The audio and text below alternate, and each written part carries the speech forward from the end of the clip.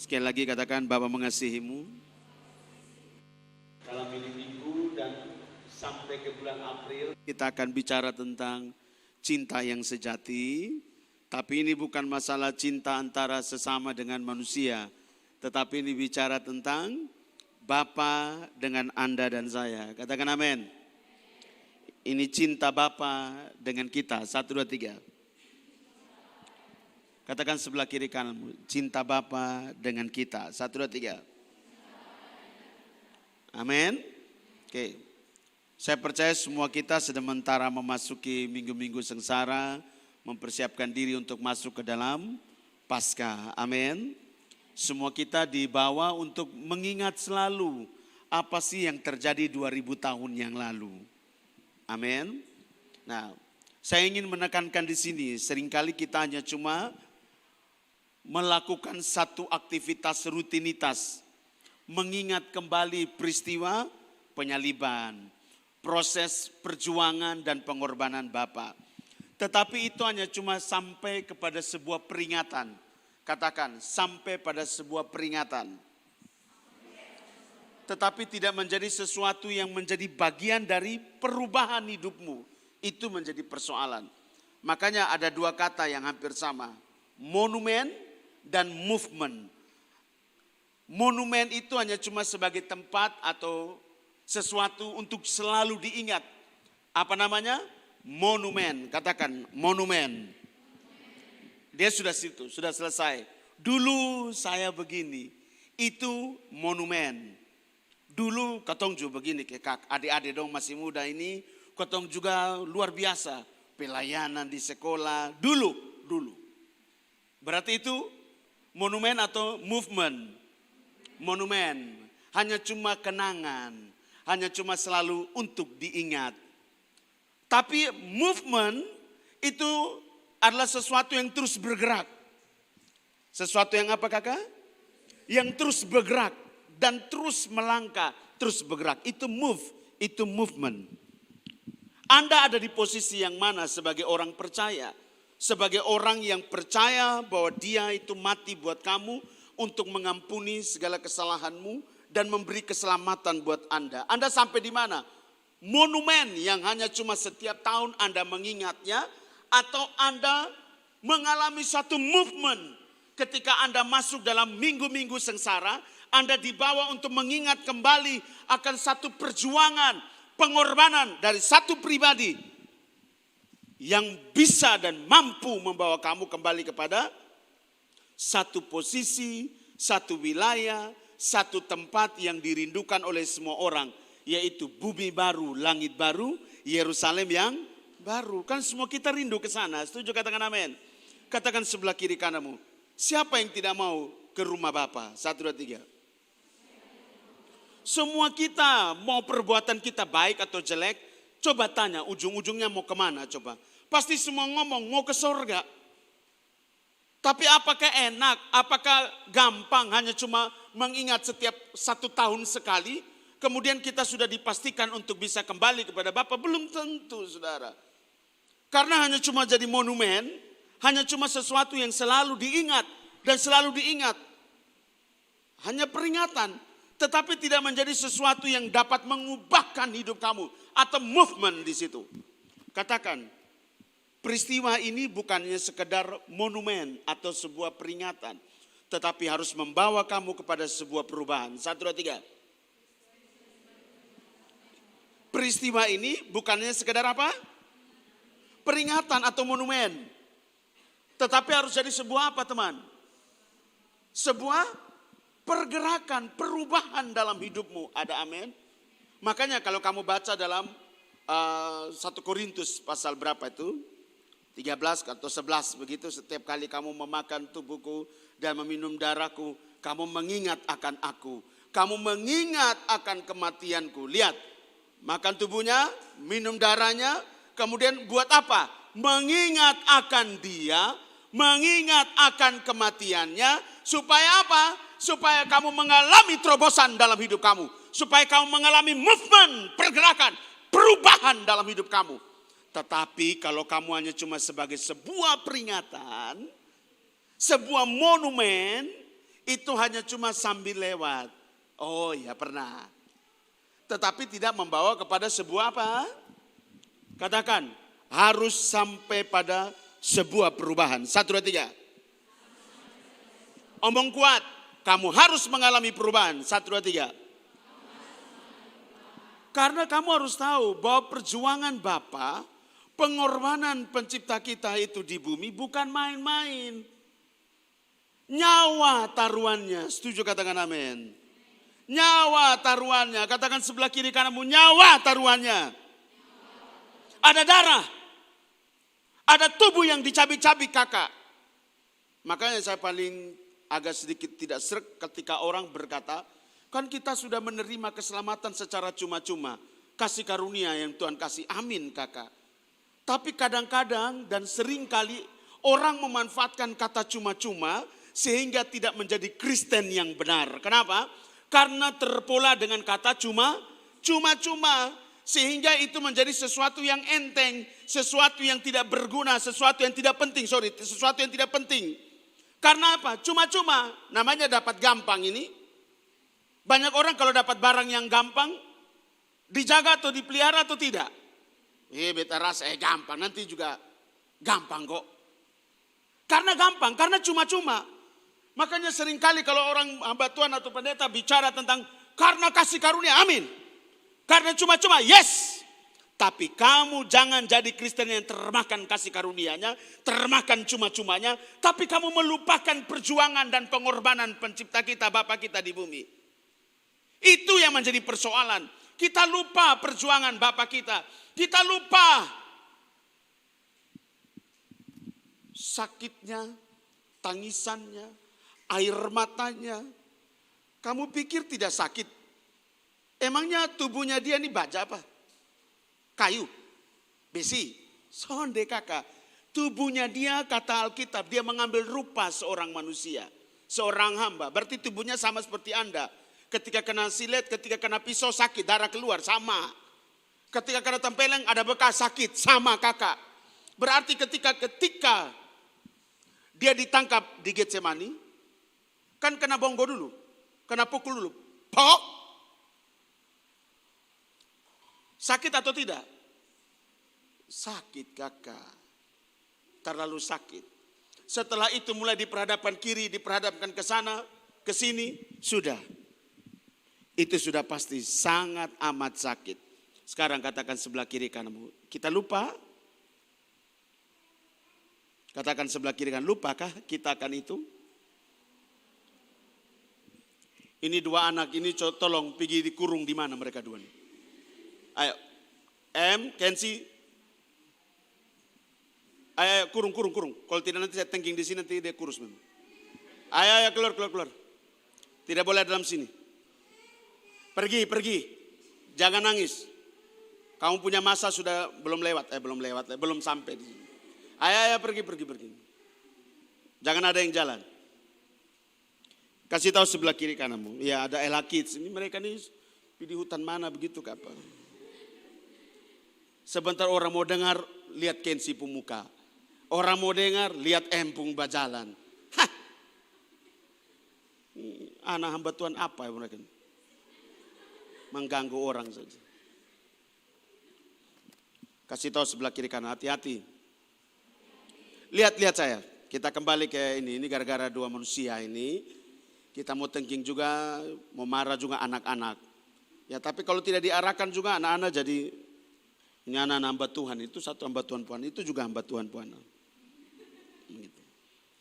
Saudara perhatikan, seringkali kita lupa akar kasih karunia itu apa. Lupa akar dari kata cuma-cuma itu apa. Yaitu perjuangan dan pengorbanan Bapa kita. Setuju katakan amin. Kakak, mari kita ingat kembali, review ini kembali kak. Jangan sampai itu hanya menjadi sebuah movement, sebuah monumen. Kamu harus bisa sampai ketika renung, ada perubahan. Mengingat, ada perubahan. Mengingat kembali perjuangannya, ada perubahan. Katakan, selalu mengingat akan perjuangannya, akan membawa kamu kepada perubahan. 1, 2, 3. Jadi sepanjang minggu sampai bulan April kita akan bicara tentang cinta yang tak berkesudahan ini. Amin. Kita akan bahas satu persatu. Tapi hari ini kita membahas sesuatu yang sebelum ke Getsemani, kita punya Bapa ini ngapain? Apa yang dia lakukan? Sebelum dia berkata, ayo kita tinggalkan tempat ini dan kita pergi menuju pada satu tempat yang namanya Getsemani. Pada malam itu saudara, apa yang dia lakukan? Ya selalu pasti Anda ingat ada namanya The Last Supper atau perjamuan kudus pada malam terakhir itu. Semua orang tahu itu. Saya tidak bahas yang itu Kak. Tapi saya mau bahas sesuatu yang begitu unik. Saya waktu tadi merenungkan begitu luar biasa kita orang pun Bapak ini. Kenapa? Ini besok dia sudah tahu dia akan ditangkap. Kemudian sudah akan memasuki sebuah proses yang namanya puncak daripada penderitaan itu yaitu salib. Mari kita buka Yohanes dulu. Yohanes pasal 17 ayat 1 sampai dengan ayat yang ke-26.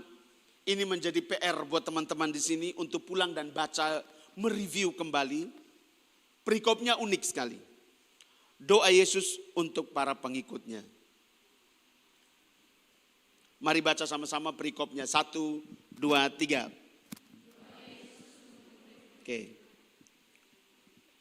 Ini doa kita orang pun Bapa buat semua yang percaya dan mengasihi dia. Lihat saya. Apa yang diperbuat? Kamu lihat ada satu kata doa. Katakan doa. Omong kuat doa. Kakak, saya kasih Anda satu ingatan kembali. Lihat saya, tidak usah lihat orang muncul kau lihat. Orang muncul kau lihat. Lihat abang sini. Lihat. Sebelum Yasa itu dia masuk dalam sebuah pelayanan, saya pakai nama Yasa.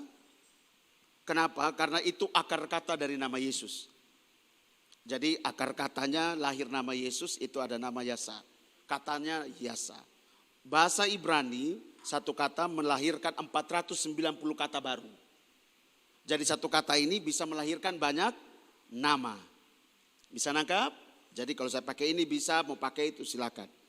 Supaya Anda ngerti, supaya jangan bingung, ini apa ini nama baru.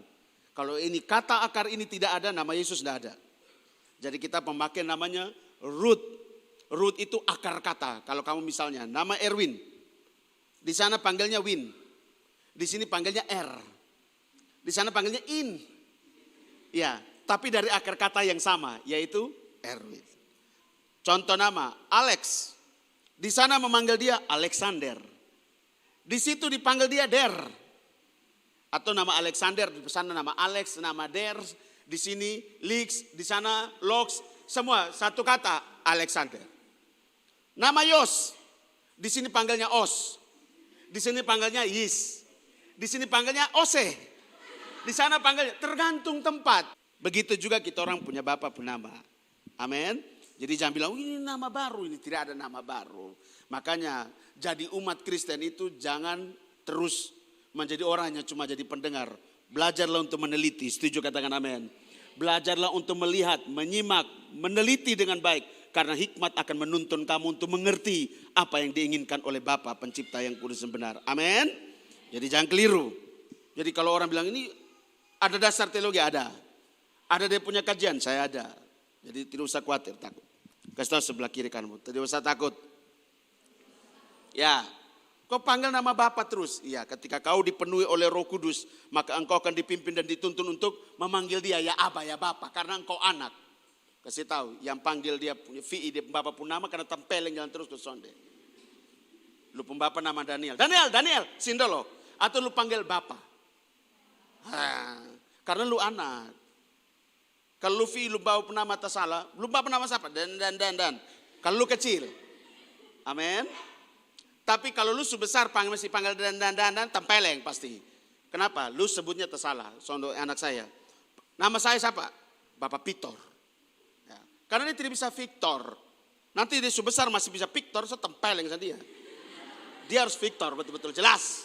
Karena dia sebesar pasti. Ya toh? Tapi kamu di sini belajar memanggil dia dengan benar. Bapa kita yang hidup itu. Amin. Kita sapa dia di bumi Yasa. Ya, sini orang tulis Yesus, ada yang Yehosua, adanya Yehosua, adanya Yehosua. Suka-suka kau sudah. Mau panggil yang mana silakan. Ada yang bilang Yahweh, silakan. Seturut dengan pengertian Anda. Tapi satu akar kata yaitu Yasa. Baru lahir ini, lahir ini, lahir ini. Setuju, katakan amin. Katakan sebelah kiri kananmu. Sudah ikut pelajaran saya baru bisa ketemu. Kelasnya saya kan semi teologia, jadi kita ada sedikit-sedikit. Amin. Oke, kita lihat satu kata di situ adalah doa, Kak. Doa Bapa kita untuk para pengikutnya atau mereka yang mengasihi Bapa. Setuju, katakan amin. Saudara perhatikan ini baik-baik teman. Sebelum kita pun Bapa ini memasuki satu peristiwa yang besar, Kakak, selalu dia memulainya dengan doa. Saya ingin bawa Anda ke satu peristiwa penting nun jauh di sana sebelum ada Getsemani. Yaitu peristiwa 40 hari dia berpuasa.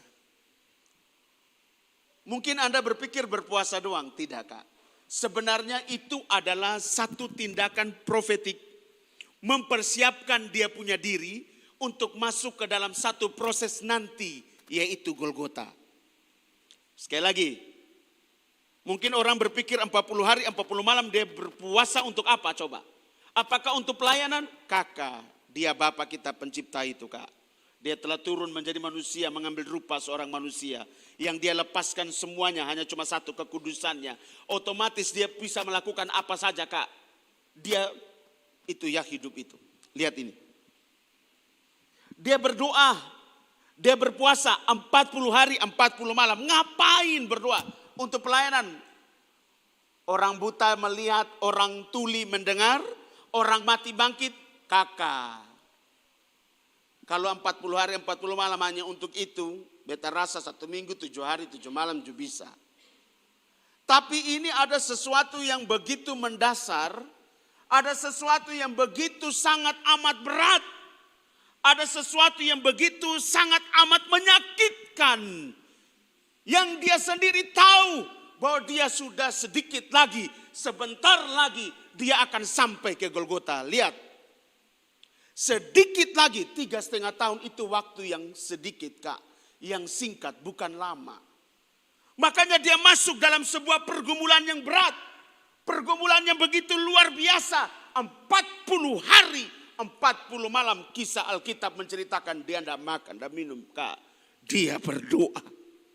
Dia berdoa begini seperti apa? Berdoa mulai apa? Hanya berdoa, Bapa, haleluya, amin. Kakak, sebagaimana engkau lihat dia pergumulan di Getsemani, bergumul sedemikian rupa, begitu pula 40 hari, 40 malam dia berdoa dan bergumul, mempersiapkan dia punya diri. Bukan untuk menyembuhkan orang sakit saja Kakak, tapi ada sesuatu misi yang besar, yaitu Golgota, salib itu Kakak. 40 hari dia memulainya Kakak. Makanya jangan kamu lepas itu Kak. Ada satu rentetan yang besar, lihat.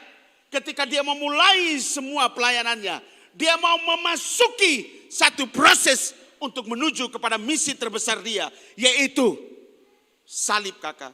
Ada pergumulan di sini Kak. Dia berdoa, dia bergumul, begitu dalam, begitu kusuk. Gambaran itu bisa engkau lihat ketika di Getsemani Kakak. Pergumulannya apa Kakak dorang? Kamu lihat dia ingin mau masuk atau tidak. Itu kan perjuangan Kak. Kenapa? Dia tahu nanti di depannya ada apa. Apa yang akan terjadi dengan dirinya dia tahu. Itu pergumulan Kakak. Coba saya tanya Anda. Ketika Anda tahu ketika Anda mau pergi ke satu kota. Dan Anda tahu di kota itu kamu akan dibunuh di sana. Dan mau tidak mau lu harus pergi. Sekarang saya tanya Anda. Malam itu kau bergumul tidak? Atau jeda waktu misalnya 1 minggu. Kau berdoa dan bergumul sedemikian rupa atau tidak? Memutuskan pergi atau tidak? Betul atau tidak?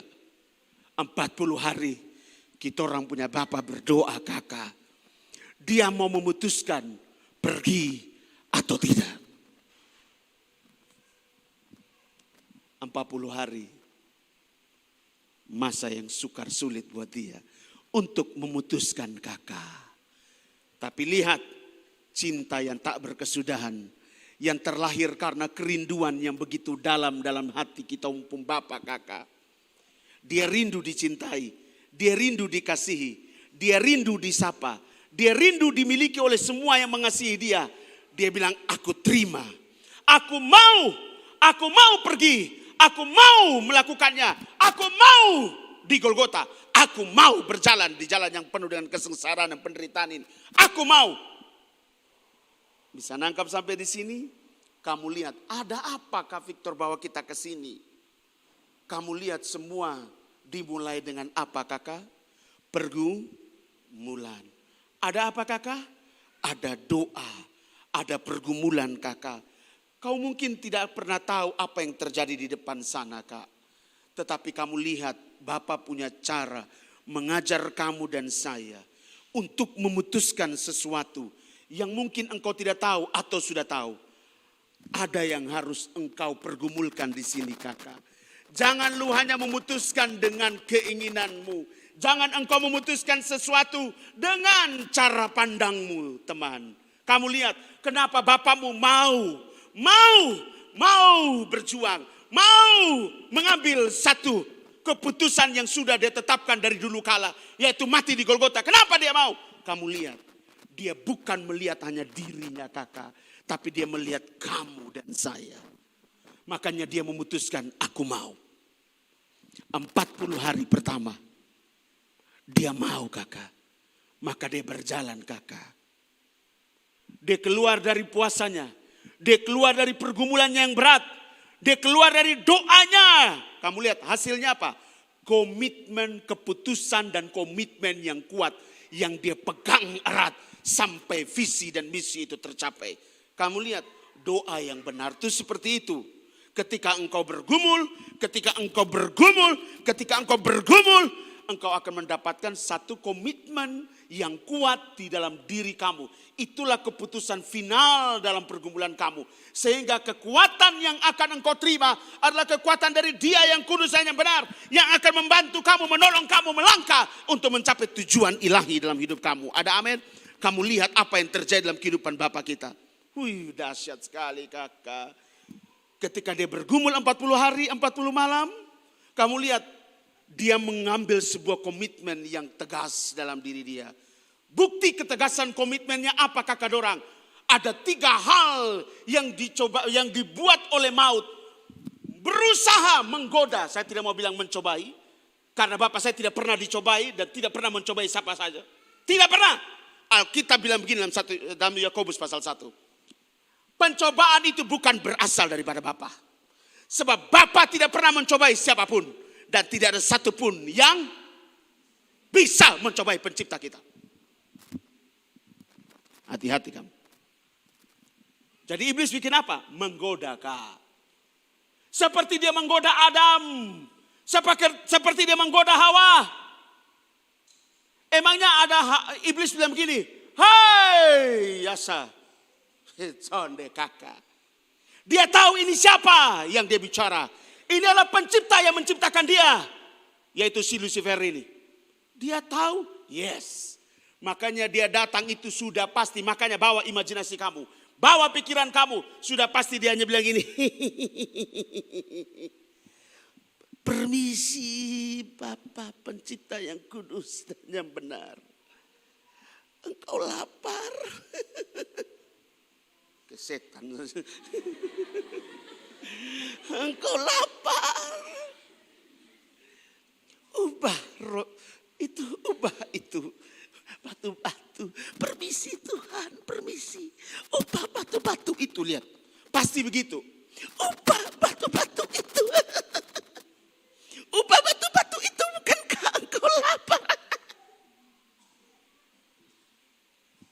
Dia tidak berani menatap pencipta kita, Kak. Tidak berani. Lihat komitmen Bapak kita. Orang bukan hidup dari roti saja. Tapi dari firman. Mundur kau. Mundur. Satu lagi. Mundur. Kamu lihat ketegasan, keputusan dan komitmen yang Bapak ambil. Dari satu pergumulan 40 hari 40 malam. Begitu tegas kakak, ada amin. Sekalipun dia tahu sebuah resiko yang akan dia alami. Tapi itu untuk kepentingan kamu, dia ambil kakak. Ada amin, sekali lagi. Untuk kepentingan kamu. Dan supaya kamu bisa datang kepada dia. Dengan landasan pengampunan yang dia beri. Dia mau ambil itu komitmen kakak. Dia ambil itu keputusan. Dia melangkah kakak. Saya masuk yang kedua. 3,5 tahun dia melangkah kakak. 3,5 tahun dia melangkah dalam setiap mujizat. Wow, perkara yang dahsyat. Makanya orang hanya terpaku dengan mujizat. Orang terpaku, lihat hamba Tuhan angkat tangan semua rubuh turun. Begini, sambu. Orang hanya terpesona dan terpana dengan urapan dan kuasa kesembuhan ilahi. Apakah itu salah? Sonde. Tidak ada yang salah. Semua baik adanya. Amin. Tetapi lihat, Bapak kita bukan berfokus kepada itu kakak. Itu hanya cuma bagian daripada pelayanan dia. Untuk apa? Mengajar murid-murid bahwa ketika dia berkata, Immanuel, aku menyertai engkau sampai akhir zaman. Artinya apa? Dia melengkapi kamu dengan kuasa. Dia melengkapi kamu dengan otoritas. Dia memberikan kamu hikmat dan pengertian. Lihat. Apakah murid-murid pergi ini hanya cuma buat mujizat? Kakak. Jarang mereka buat mujizat. Kak Petrus, Yakobus, jarang. Ada tapi jarang. Mereka selalu apa? Bicara tentang Bapa. Bicara tentang satu pribadi yang mereka hidupi bersama. Yang mereka kenal, yang mereka cinta, yang mereka sayang. Mereka ngajar kemana-mana. Mereka bersaksi. Dia yang kau tolak itu. Dia itu pencipta kita. Mereka bersaksi dari ujung bumi satu ke ujung bumi yang lain. Bahkan sampai nafas mereka yang paling terakhir. Saya kalau cerita tentang 11 murid punya mati, sedih hati ini. Thomas sementara beritakan Injil, ditarik dengan kuda, dilepas dia berlari, kemudian dilemparkan dengan tombak. Tembus supaya orang India bisa mengenal Bapa. Yakobus di Saragossa Spanyol, tetapi disuruh Bapak pulang ke Yerusalem, bukan untuk bertahan di Yerusalem, tetapi untuk dipenggal kepalanya. Petrus karena tidak layak untuk salib seperti gurunya, dia berkata, biarlah aku salib terbalik. Mati. Stefanus, semua mereka dirajam dengan batu. Ada yang ditarik, dilepas ini kaki ini, tangan ini semua diikat, kepalanya diikat, kemudian ditarik dengan semua binatang, dipukul kuda, kuda lari. Semua tubuhnya terlepas kemana-mana. Kakak, Bapak ajar mereka tentang doa. Bapak ajar mereka untuk memulai segala sesuatu dengan pergumulan. Untuk lu menemukan satu kekuatan yang membawa kamu bisa memiliki keputusan komitmen untuk bisa melangkah. Sekalipun itu nyawa taruhannya. Sekalipun ini hilang, mereka tidak takut. Pergumulan kakak. Banyak orang lupa akan itu kak. Yang mereka lihat, yang penting mujizat terjadi, orang semua datang karena ada mujizat. Tumpang tangan sembuh, usir setan, setan lari. Orang mau kejar yang itu, itulah manusia. Suka yang supranatural, suka yang begitu amat menggaung. Wih, ini orang kalau doa satu kali kakak, orang mati pun bangkit. Ada pernah saya punya teman, orang mati, tetapi dia mau berdoa supaya kasih bangkit. Terakhir orang datang pakai parang di leher kosonde. Kalau lu tidak punya karunia dan tidak diperintah oleh Bapa untuk membangkitkan orang mati, tidak usah pakai kuasa palsu. Orang subiru belau sudah baus 4 hari. Lu mau kasih bangkit, kecuali lu mimpi-mimpi begini, bilang ayo kasih bangkit orang, kasih bangkit sudah. Bilang Bapak yang suruh, ternyata bukan setan, suanggi. Saudara perhatikan kakak, lihat, bukan masalah orang sembuh, orang mati bangkit, bukan itu kak. Tapi Bapak mempersiapkan mereka untuk salib. Katakan sebelah kiri kananmu, salib. Lihat, saya masuk yang kedua. Dalam perjalanannya kita orang punya bapak ini kakak 3,5 tahun. Ada amin? Katakan berapa tahun kakak? 3,5 tahun. Dia hidup bersama murid-muridnya. Kamu lihat kalau kamu belajar Matius, Markus, Lukas, Yohanes. Selalu dikisahkan tentang bapak ini begini. Setiap kali mereka selesai belajar, bapak kita ajar mereka buat mujizat. Apa yang dilakukan oleh bapak dan murid-murid? Mengasingkan diri dan berdoa. Katakan, mengasingkan diri, berdoa. 1, 2, 3. Selalu apa? Bukan tiap hari pelayanan, bos. Bukan tiap hari lu nuku penginjilan. Bukan tiap hari lu nuku berkhotbah, pal datang. Lu bikin ini, bikin itu. Kasih tahu sebelah kiri kananmu. Pokoknya lu son ada waktu doa lah. Ini pelayanan ini Tuhan Allah mengerti, Allah peduli ini. Amin kakak. Tapi ingat, lu pelayanan. Lu bilang lu percaya sama Bapa. Tapi lu pun sikap hidup ini. Lu hanya pelayanan saja. Kau baca di Alkitab. Bapa kita pelayanan. Tapi selalu setelah selesai. Dia mengasingkan dirinya bersama dengan murid-muridnya. Ngapain? Berdoa. Selalu saja Bapak ajar. Berdoa. Berdoa. Berdoa. Bukan masalah pelayanannya. Berdoa terus. Berdoa terus. Berdoa terus. Kenapa kamu lihat 40 hari dia bergumul untuk mendapatkan komitmen itu, Kak? Doa memberikan kamu kekuatan yang luar biasa, teman. Makanya jangan pernah memutuskan segala sesuatu tanpa engkau melihat dulu Bapa. Kamu bergumul dulu dengan penciptamu. Setuju, katakan amin. Jangan ambil itu hanya untuk kepentingan dirimu sendiri. Kamu lihat Bapak kita 40 hari, 40 malam dia berdoa, dia berpuasa, dia bergumul. Yang dia pikirkan itu siapa? Dirinya kah? Atau kamu dan saya? Yang memberi dia kekuatan itu apa? Kecintaannya kepada kamu dan saya. Kasihnya yang begitu luap-luap. Kerinduannya begitu menyala-nyala, kakak. Itu yang membuat aku melangkah. Untuk anak-anakku. Untuk mereka yang akan datang. Untuk mereka yang ada di ujung akhir zaman sana. Aku hari ini berjuang dan berkorban untuk kamu dan saya. Hari ini di tahun 2023. Jadi bukan hanya 2000 tahun yang lalu. Tapi sampai hari ini. Setuju, katakan amin. Bahkan sampai nanti di zaman antikris. Sampai selesai zaman antikris. Selesai sampai persiapan Gog dan Magog.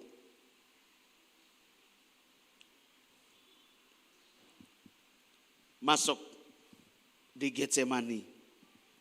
Setelah semua diajar. Pelayanan yang begitu luar biasa.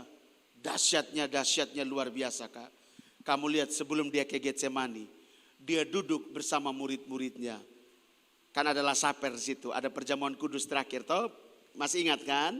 Dia pecahkan roti, inilah tubuhku. Kakak, saya kasih tahu kamu. Waktu dia pecahkan itu susahnya setengah mati, Kak. Sekarang ini misalnya ini roti. Dia robek. Kakak, ya dia omong itu inilah tubuhku. Kamu pikir dengan suara yang biasa? Tidak, kakak. Coba kamu pikir dengan imajinasi kamu. Ketika seseorang yang sudah mengetahui sebentar lagi dia akan menuju kepada satu penyiksaan yang begitu sangat amat luar biasa. Dan tidak pernah ada lagi penyiksaan seperti itu setelah Yasa. Kemudian dia ngomong. Hanya ngomong, inilah tubuhku. Enggak, kakak. Dia akan ngomong. Gemetar, kakak.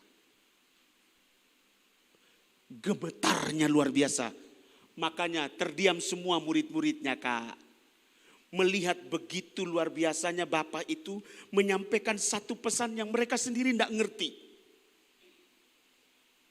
Tapi mereka tahu ada sesuatu yang begitu menusuk. Sesuatu yang begitu menyayat hati daripada guru mereka. Ini tubuhku, ambil dan makan. Ini darahku, ambil. Pasti. Supaya kamu ingat. Itu dengan air mata kakak. Dengan satu perasaan yang hancur kakak di dalam hati ini. Kenapa saya harus bicara ini buat kamu? Supaya lu tahu diri. Supaya lu mengerti perasaan Bapa saya. Ada amin? Supaya lu tahu bagaimana hancur hatinya dia ketika dia mau melangkah kepada satu yang sudah dia ambil ketika 40 hari 40 malam di situ, Kak. Ini sudah waktunya. Ini ambil. Makanya kalau kamu lihat itu dalam foto yang orang-orang biasa gambar, semuanya itu wajahnya tercengang, kebingungan. Kemudian ada satu murid yang bersandar, Yohanes namanya. Seolah-olah menguatkan Yasa. Padahal tidak ngerti. Itu bukan maknanya begitu misalnya. Hanya pas ada gambar gitu kita mencoba untuk imajinasi Bapakku. Malam itu malam yang sesak. Sekarang saya tanya kamu. Besok ini Yos mau ditikam mati begitu. Ini Yos Polin ini. Besok ini mau ditembak mati di Polresta. Dengan istrinya. Kemudian makan apa? Saya pernah nonton ada satu film. Itu narapidana. Besok mau dibunuh mati kakak. Dia ambil makanan begini. Matanya begini. Begitu. Nafasnya. Kenapa? Besok mati. Satu perasaan yang begitu hancur, Kak. Satu perasaan yang begitu penuh dengan ketakutan yang begitu. Karena manusia. Ini ketakutan bukan takut apa-apa. Tapi satu, kamu mengerti enggak? Satu perasaan. Dia tahu. Satu kejadian yang tidak akan pernah ada lagi. Dia akan terima cambukan, hinaan, himpitan, pukulan yang begitu bertubi-tubi. Sekian jam. Kakak bisa bayangkan? Bagaimana perasaanmu ketika lu tahu besok lu akan jadi apa? Gemetar kakak. Makanya ada orang bilang ini tuh ambil makan. Tidak tahu hargai. Bodoh. Angkat lagi foto-foto. Itu yang membuat Bapak saya tidak suka. Makanya dia bilang apa dalam 1 Korintus pasal yang ke-11 ayat yang 27, 28, 29. Kau makan tubuhku, kau minum darahku. Tapi kau dengan cara yang salah. Makanya tidak sedikit daripada antara engkau. Ada yang sakit. Ada yang menderita. Bahkan mati. Karena kamu tidak tahu menghargai perjuangan Bapak saya. Makanya kalau kamu diizinkan kamu sudah tabisidi. Kamu angkat perjamuan di gereja kamu masing-masing. Hormati perjuangan Bapak saya. Setuju katakan amin? Iya dong. Foto. Kemudian ada hosti lagi di situ, misalnya ada tulisan di situ. Wih, lu foto. Luar biasa ayat-ayatnya, menggugah hati. Perjamuan yang sangat menggugah. Untung saya tidak mau komen, kalau tidak nanti kita rame. Apa satu rasa, karena saya ngerti Kak. Saya tahu perasaan Bapak saya di Last Supper. Ada satu kerinduan, ada satu rasa yang begitu sakit. Tapi dia tidak bisa ungkapkan, tapi dengan gayanya dia pasti. Ini tubuhku. Ini tubuhku, ambil. Gemetar. Orang mau mati besok kok. Malah masih engkau kaki isap rokok. Gak ada pikiran bos. Itu yang dialami kita umpun Bapak Kak. Malam itu. Makanya jangan jadi orang Kristen, orang percaya sama dia. Brengsek semua. Tidak boleh. Kamu harus tahu Bapak saya. Setelah itu apa yang dia buat? Setelah mereka semua. Kakak, dia ada diam. Yohanes 17 saksinya. Dia berdoa Kak. Untuk apa? Menguatkan murid-muridnya. Jadi kalau saya tadi merenungkan pasal 16, pasal 15, pasal 7, pasal 14 ke belakang. Itu menceritakan tentang dia sudah kasih peringatan ke murid-murid. Nanti kamu semua nanti kasih tinggal beta. Nanti basong semua ini lari ke tinggal beta. Kamu semua kembali ke basong rumah masing-masing. Dia bilang begitu. Tapi saya tidak pernah sendiri. Karena saya berjalan. Berjalan dengan kekuatan penuh dari dia yang kudus. Kakak, itu Bapa. Sekalipun kau meninggalkan dia, dia berdoa Kak. Supaya lu jangan jauh dari Bapa. ini besok mau mati, harusnya lu yang doa orang yang mau mati besok. Tapi dia yang mau mati di Golgota, dia masih bilang begini, aku berdoa. Doa Yasa untuk para pengikutnya. 1 sampai ini doa paling panjang Kak. Ayat 1 sampai 26 pulang dan lu renungkan.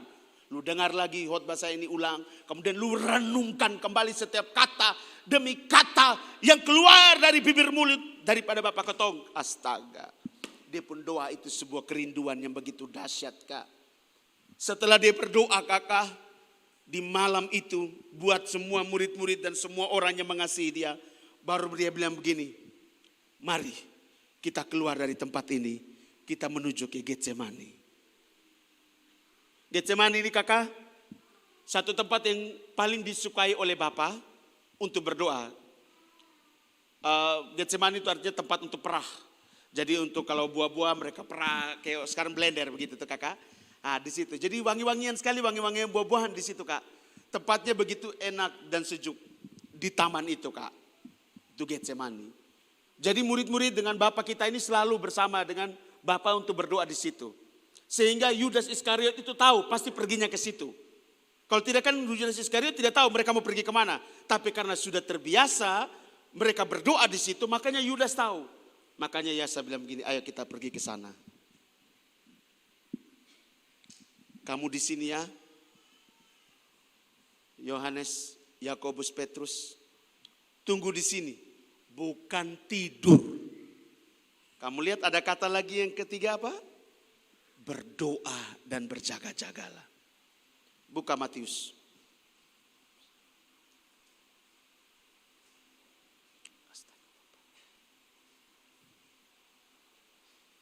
Matius 26 ayat yang ke-36. Saya pakai terjemahan sederhana Indonesia. Anda pakai terjemahan baru, TB. Sekarang kan ada TB2, terjemahan baru yang kedua edisi 2. Saya pakai terjemahannya bahasa sehari-hari. Terjemahan sederhana lah. Silakan Anda baca. 2, 3.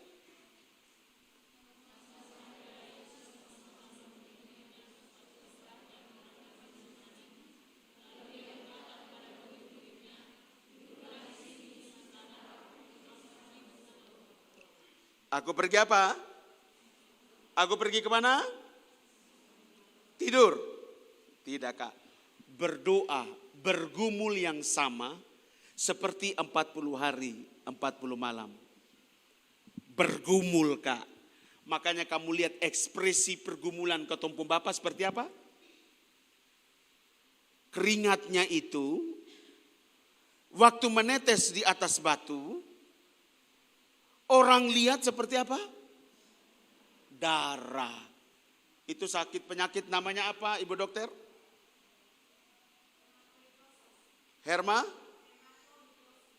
Hemato.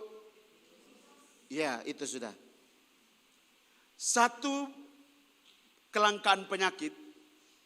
Bukan penyakit. Satu orang yang dalam keadaan depresi yang sangat amat berat. Orang manusia normal tidak akan pernah bisa mengelola itu keadaan. Larinya selalu kepada bunuh diri. Tapi ketumpung Bapak Kakak berbeda. Makanya dia disebut manusia sejati. Luar biasa. Kenapa? Dia mampu mengelola semua yang ada dalam diri dia. Semua depresi, semua tekanan, semua emosional yang begitu dahsyat. Kemudian dia bisa mampu untuk bisa pergi dan mati di Golgota Kak. Kalau orang lain bunuh diri. Tapi dia enggak, dia mampu mengelola dia pun diri. Itu hebatnya. Itu tidak ada orang satu di dunia pun juga yang mampu. Hanya dia, Bapa kita. Amin. Dia berdoa, dia bergumul. Untuk apa? Ini mau memutuskan, ini jalan Suko. Sekarang Suko. Makanya bilang ini, Bapak kalau bisa cawan ini berlalu daripadaku. Tetapi jangan kehendakku, tapi kehendakmu. Kamu lihat, masih ada pergumulan. Mau jalan sekarang atau sonde? Sekarang waktunya. Ini sudah depu waktunya. Bapak kalau bisa cawan ini berlalu daripadaku. Itu sudah tidak kuat lagi. Aduh. Nangis senangis-nangisnya pasti. Tekanan yang begitu kuat, Kak. Nah, itu kita pembapa. Dia berdoa begitu. Dia kembali lagi dengan harapan. Petrus, Yakobus dan Yohanes berdoa juga. Dia bilang, aduh basang ini. Berdoa. Berjaga-jaga supaya lu jangan jatuh dalam berbagai macam pencobaan. Berdoa. Bukan lu duduk ketengangan di situ. Berdoa. Berdoa. Dia pergi lagi. Dia bergumul lagi. Dia bergumul lagi. Bergumul apa, Kakek Eka? Memutuskan ini mau ke salib atau tidak. Kan ini, hati ini, Kakak bertentangan terus, Kak. Ada manusianya di dalamnya, Kak. Hai, pergi atau tidak? Hai, pergi atau tidak? Ingat, dia masih terus mengingat keputusan dia 40 hari, Kak. Ada doa yang sudah dia ambil di situ. Ada komitmen yang terlahir di situ. Itu terus, Kakak. Dan juga kamu harus ingat, dia itu Bapak kita. Dia merancangkan semuanya. Dan itulah yang menjadi komitmen dia. Oke. Minggu depan baru saya kasih tahu kamu peristiwa yang begitu dahsyat di Getsemani. Itu apa sebenarnya? Dan kenapa ada peristiwa itu. Dan selanjutnya dia berkata, jalan. Kita jalan. Setelah itu pergumulan, ada peristiwa yang penting di situ. Kemudian dia mengambil keputusan. Ayo. Jangan tidur lagi.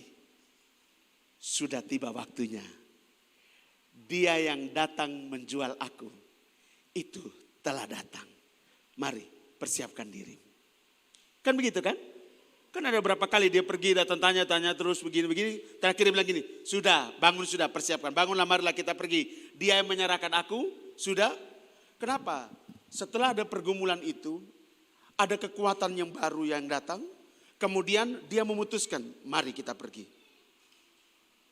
Kamu lihat tidak bisa kita pergi tanpa sebuah jawaban dari sebuah pergumulan. Kita tidak bisa mengambil sebuah keputusan tanpa ada komitmen yang kuat dengan Bapa dulu, Kak. Ada nilai di situ yang ketong pelajari, Kak. Ini dia Bapa, Kak. Dia saja mau mengajar kamu. Di dalam tubuh manusia dia berdoa, Kak. Habis lu yang percaya sama dia, lu pemalas berdoa. Lu sibuk dengan lu pun kerja, bisnis, usaha. Lu sibuk dengan lu pun sekolah. Lu sibuk dengan lu pun kuliah. Lu ndak berdoa. Hasil itu lu bilang gini, Tuhan tolong beta supaya beta jangan jatuh dalam berbagai pencobaan. Lu bisa tidak jatuh dalam berbagai macam pencobaan kalau lu berdoa. Setuju, katakan amin. Doa itu penting sekali, Kak. Dia saja mau berdoa. Kenapa lu sonde? Ada amin? Yang keempat. Setelah itu dia melangkah. Ditangkap, dipukul. Ada peristiwa Imam Maltus di situ. Kemudian dia kasih sembuhkan yang terakhir lagi. Supaya orang sadar bahwa dia ini aman-aman sah. Tapi orang semua itu nanti ada dia punya nilai sendiri. Kenapa Bapak ambil telinganya Imam Maltus. Kemudian taruh lagi di pun telinga situ. Apa tujuannya? Nantilah jangan paksa saya di sini. Ada yang lain di situ. Ada nilainya di belakang di situ. Ada amin. Tapi akhirnya dia melangkah kan. Dia melangkah kemana? Ke Golgota, Kak. Hari ini kita sampai di situ. Doa itu penting, Kak. Jangan pernah kau main-main dengan doa. Bapak kita itu penuh dengan pergumulan doa. Dan dia bisa mengambil sebuah keputusan dan komitmen yang kuat dalam tubuh manusia dia. Doa, Kakak. Yang berikut saya kasih ingat kamu. Jangan pernah anggap remeh Bapak saya. Jangan pernah engkau tidak menghormati Bapa kita. Kamu jangan terjebak dengan kata kasih karunia. Terjebak dengan kata cuma-cuma. Sehingga kita hanya fokus kepada itu. Dan kita lupa yang namanya perjuangan dan pengorbanan Bapa kita. Kenapa disebut kasih karunia? Karena lu tidak pakai salib lagi, lu mati di atas salib sana. Lu kena cambuk 40 kurang 1 kali pukulan. Lu kena tandang, lu kena bonggol, lu kena hina. Lu kena segala macam. Lu ditelanjangi. Tidak toh? Lu cukup percaya, lu diberi pengampunan dan keselamatan. Itu kasih karunia. Tapi lu harus ingat, keselamatan itu tidak gampangan kakak. Ada harga yang lu harus bayar. Bapak, ada harga yang Bapak bayar. Kematiannya, perjuangannya, pengorbanannya. Habis lu apa? Belilah emas murni itu daripadaku. Belilah pakaian yang putih itu daripadaku. Belilah minyak itu daripadaku. Supaya engkau layak ada di hadapanku. Kata Wahyu pasal 3 buat jemaat di Laodikia. Ada harga yang harus lu bayar kakak. Makanya jangan main-main jadi orang percaya. Setuju katakan amin. Jangan jadi orang Kristen hanya cuma jadi orang Kristen biasa. Harus jadi orang Kristen yang benar. Yang berjalan seturut dengan kehendak Bapa. Garis bawah itu. Bukan apa yang menurut gue enak. Apa yang menurut saya asik. Apa yang menurut saya menyenangkan diri saya. Itu yang saya buat. Tidak bisa begitu. Kalau lu percaya sama dia kata Alkitab. Maka lu wajib hidup sama seperti dia. Kata Alkitab 1 Yohanes 2 ayat 6. Lu wajib hidup sama seperti Kristus hidup. Hidup kita bukan lagi kita yang mengontrol. Tetapi dia yang mengontrol. Makanya dia berkata, tinggallah di dalam aku. Dan aku tinggal di dalam kamu. Untuk apa? Untuk menyatakan bahwa hanya dia saja satu-satunya yang ada dalam kamu. Ada amin? Jadi mari jangan jadi anak muda yang sembrono. Jangan jadi anak muda yang cuma main game. Kamu tidak hormati bapak saya. Kamu hanya cuma main Facebook, tidak hormati bapak. Kamu hanya cuma nonton YouTube, tidak hormati bapak. Kamu hanya sibuk dengan pekerjaanmu, usahamu, bisnismu, pelayananmu. Kamu tidak hormati bapakmu. Bagaimana Kak Victor kamu menghormati dia? Masuk dalam pergumulan. Masuk dalam doa. Berjumpa muka dengan dia. Kenapa? Dia rindu disapa kok. Lu sapa dia, dia akan menyapa lu. Lu bilang aku cinta dan mengasihi dia dengan segenap hati. Dengan bukti engkau benar-benar mengasihi dia dalam hidupmu. Kakak, dia bicara sama kamu. Emangnya Bapak bicaranya cuma 1-2 orang? Tidak kak. Kalau lu sudah respon dan dia bagaimana dia bisa bicara? Kalau lu hanya cuma berdoa, hanya cuma kasih tahu. Lu punya keluh kesah. Bapak, beta ni semua dia ini nona ma. Semua beta suberi. Tapi ini kayaknya beta jaga orang penjodoh. Itu artinya apa? Lu berdoa, tapi lu salah berdoa. Karena yang lu doakan itu hanya untuk memenuhi hawa nafsumu. Makanya tidak akan pernah dijawab oleh Bapa. Makanya hati dan pikiran itu fokus sama dia. Jangan berdoa sedikit, Bapak tolong kasih saya jodoh. Saya sudah ada pekerjaan nih, saya jadi PNS. Sekarang saya harus ada pacar. Paling minimal tuh pacar yang dekat-dekat juga baik Bapak. Aduh kakak, itu nafsu birahi.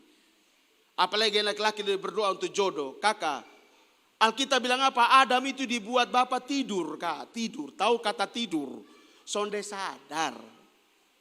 Artinya apa? Dia akan datang dengan sendirinya. Jadi laki-laki tidak usah lu umbar-umbar lu punya bau-bau harum di situ, oke? Satu di sini lu hambur di sini, lu hambur di sini. Lu mulai supaya buka-buka lowongan sudah. Supaya sampai masuk nih bungkus. Lu gila kok? Soalnya ada model begitu temannya. Jadi mari doalah yang benar. Supaya terlahir komitmen untuk melakukan apa yang dikehendaki oleh Bapa. Sebagaimana Yasa seperti itulah kamu. Setuju katakan amin. Kalau dia berdoa dan dia memiliki komitmen untuk melakukan apa yang dikehendakinya. Maka saya percaya demikian pula kamu dan saya. Ketika kita berdoa, kita bergumul, kita memiliki komitmen untuk melakukan apa yang dikehendaki oleh Bapa kita. Ada amin? Mari tundukkan kepala.